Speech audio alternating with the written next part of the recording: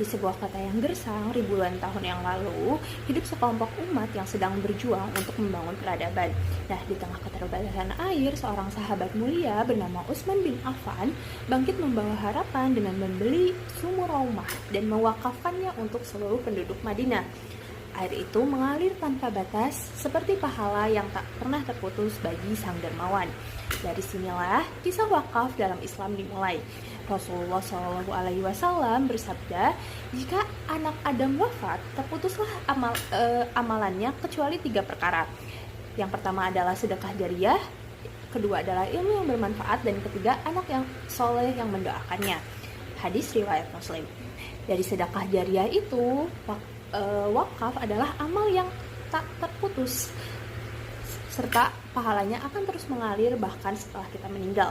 Nah, tak berhenti dari itu, sahabat Nabi juga, yaitu Khalifah Umar bin Khattab, mewakafkan tanah di Khaybar, tapi ia menetapkan aturan bahwa tanah ini tidak boleh dijual, diwariskan atau dihibahkan. Namun hasil dari tanah tersebut boleh dinikmati untuk kepentingan umat. Nah, dari sinilah cikal bakal konsep fikih wakaf yang menjadi pedoman sepanjang sejarah Islam. Seiring berjalannya waktu, ketika Islam tumbuh menjadi peradaban yang agung, wakaf berkembang menjadi pondasi sosial yang kuat. Di era dinasti Umayyah dan Abbasiyah, wakaf menjadi sumber utama dalam pembangunan. Ia membiayai masjid, sekolah, rumah, perpustakaan, dan jalan-jalan, serta taman-taman kota. Wakaf ini menjelma menjadi jantung ekonomi umat, menghidupi ilmu, menyehatkan rakyat, dan memperluas kemakmuran.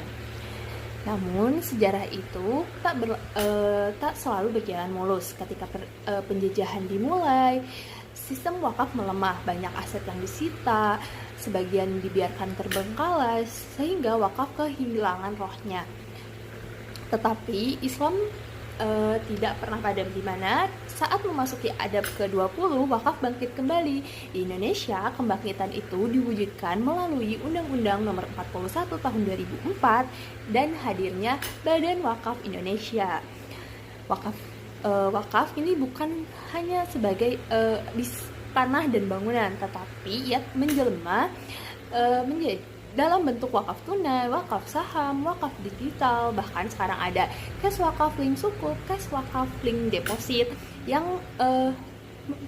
berhubungan dengan instrumen keuangan syariah untuk membiayai proyek-proyek sosial yang produktif.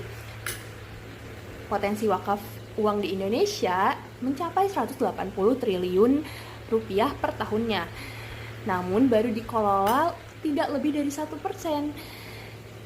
Hari ini wakaf tidak hanya menjadi amal akhirat, tapi ia menjadi solusi hilirisasi ekonomi umat, dan wakaf ini dapat disalurkan ke sektor produktif, membangun sekolah,